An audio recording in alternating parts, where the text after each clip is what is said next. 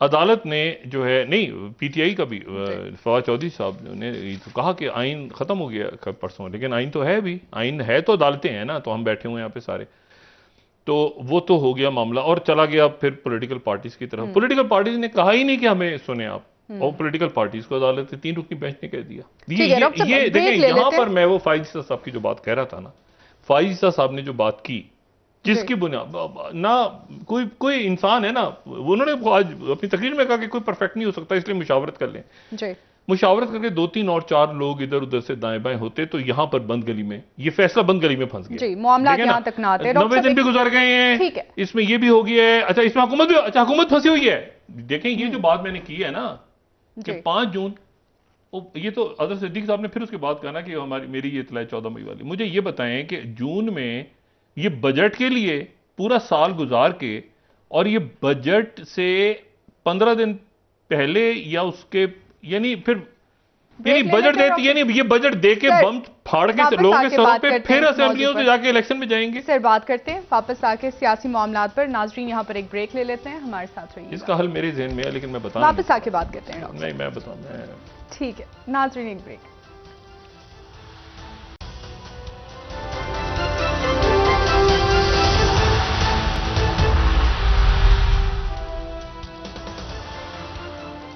Welcome back नाजरीन। जी doctor साहब, अगर सियासी जमातों के दरमियान जिस तरह अदालत ने कहा मुशावरत उसके बाद अगर नहीं हो पाती तो उसके बाद की सूरत हाल कैसे होगी, और क्या ये मामला दोबारा अदालत की तरफ जाएगा?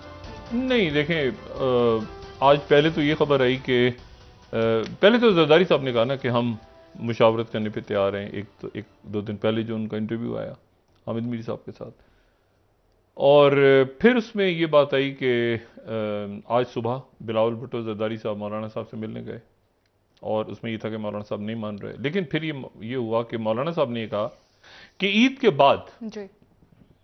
के बाद हम एक सारी जमातों का एक इजलास होगा, और उसमें हम ऑल पार्टी कौन है उसमें हम फैसला करेंगे ईद के बाद।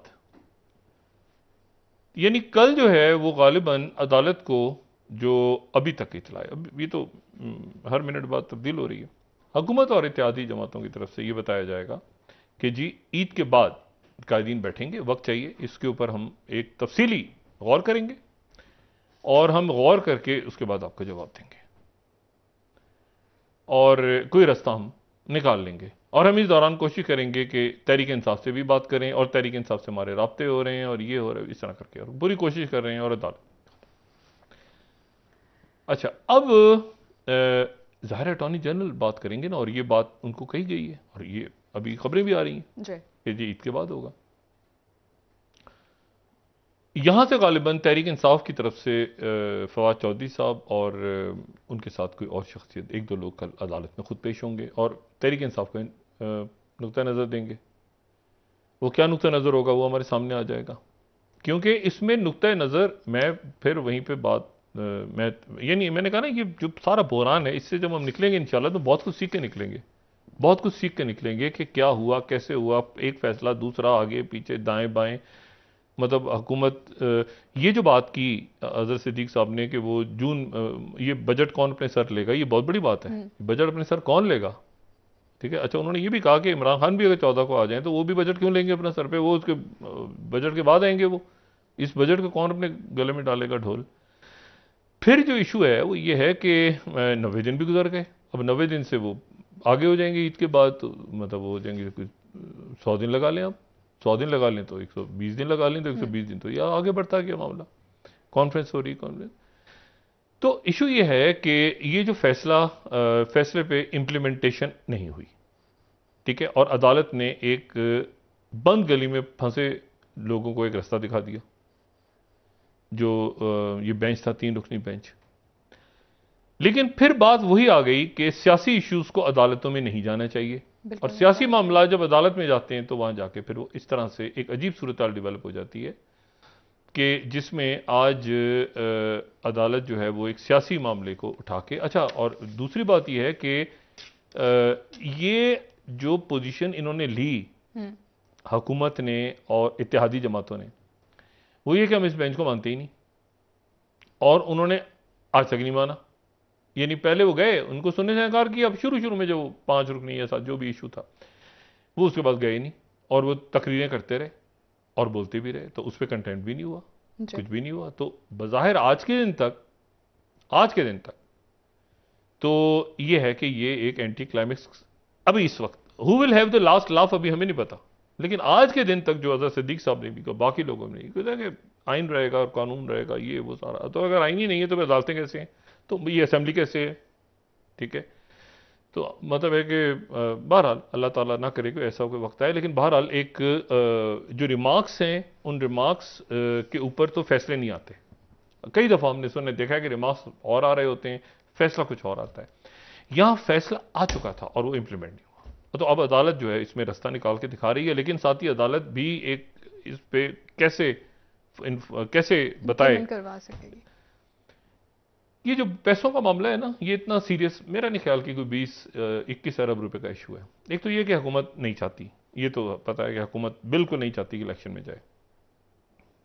दूसरा मामला कशीदगी का है।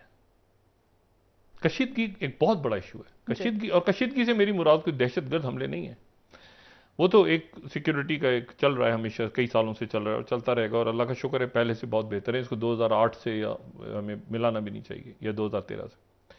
कशीदगी ये है कि जो खुद हम देख रहे हैं यहाँ पे, वो ये है कि अगर एक जगह पर इज्तिमा हो रहा है मुस्लिम लीग तहरीक इंसाफ का, या तहरीक इंसाफ के बहुत से लोग सड़कों पे हैं जी। आप एक ही वक्त में तहरीक इंसाफ के जो कारकुन हैं और जो मुस्लिम लीग नून के हुकूमती या उनके इनके वो लोग जो छोड़ के दूसरी तरफ चले गए, उनको आमने सामने कैंप लगा के दिखा दें। इतनी कशीदगी है कि वहां पर आपको लगेगा कि ये पकड़ के कहीं लोग ना मारे जाएं बीच में। पॉलिटिकल पोलराइजेशन की इंतहा है। ये तो सिर्फ सोशल मीडिया पे गालम गलोच आपको नजर आए नहीं, जो आप ऑन ग्राउंड जाके देखें ना। अगर मैं जब उस दिन ये वाक्य मैंने बताया था लाहौर में, मैं तो वहां से मुझे ऐसा लगा जैसे कोई प्रॉपर आप किसी जगह पे ना कोई सुडान उड़ान कवर कर रहे हैं आप। इतनी वहां पे इतनी पथराव, आंसू गैस, शेलिंग, जख्मी लोग आगे, मतलब कुछ नहीं पता, बिल्कुल टोटल। जो अल्लाह का शुक्र है अब जरा वो काबू में है। तो सबसे पहले तो इलेक्शन के लिए जरूरी है कि उस कशीदगी को कम किया जाए। सबसे पहले तो ये हो कि भाई ये हमारे सियासी मुखालफिन है, ये कोई फतवा ना लगाए जाए उन पे, उनको मतलब आप हर एक को देखें ना। इमरान खान साहब के जो लोग हैं वो उधर बहुत जज्बाती हैं, उधर से फतवे आ रहे हैं, इधर से भी फतवे आ रहे हैं, इसको पहले नीचे करें। तो मैं जो समझ रहा हूं वो सिर्फ ये है कि इसमें एक तो ये बात हो गई। दूसरी जो बात है वो ये है कि थोड़ी सी वक्त रह गया, तो मेरे ख्याल से मैं इसको कंक्लूड करूं इस बात को। सूडान के अंदर मैं रीजनल आज इश्यूज बहुत इंपॉर्टेंट थे, वहाँ खाना जंगी बढ़ गई है बहुत ज़्यादा, और वहाँ पर वो काबू नहीं आ रहा ये मामला। सूडान के अंदर खाना जंगी काबू नहीं आ रही। दो यानी आप देखें, एक मलेशिया थी जिसको उमर बशीर को चाहिए थी, क्योंकि उन्होंने दारफोर एक सूडान का एक मगरब का इलाका है, सहरा है पूरा, वहाँ पे वो रेबल्स थे, बागी थे, और वो ये दारफोर जो है ये अपने आप को अलग समझते हैं। यानी एक वहाँ पर आप समझ लें कि अफ्रीका और अरब, हम अफ्रीकी हैं या अरब हैं, ये वाला फड्डा भी है। ठीक है, तो ये दारफोर के कबाइल ने एक यहाँ पर कब्जा हुआ, जब ऑटोमन्स खत्म हुए वहाँ पे बगावत शुरू हुई, सब कुछ हुआ। उमर बशीर ने कहा अपने आर्मी चीफ से कि तुम जाके वहाँ पे काबू करो। वो थे जनरल बुरहान। जनरल बुरहान के साथ ही उन्होंने कहा कि सहरा में ये ट्राइब्स बड़े स्ट्रांग हैं, तो वहाँ पे एक ट्राइब है बहुत बड़ा, उसका जो सरबराह है उसकी मदद ले लेते हैं। तो उन्होंने हमदान हमीती जो हैं उनकी मदद ले ली। वो अब, और उनको बाद में जब जंग जीत गए उसमें कोई 5 लाख लोग मारे गए उस खाना जंगी में ना। कहत भी पड़ गया दारफोर में, कहत पड़ा, खाना जंगी हुई, उसको जेनोसाइड करार दिया बाद में दुनिया ने।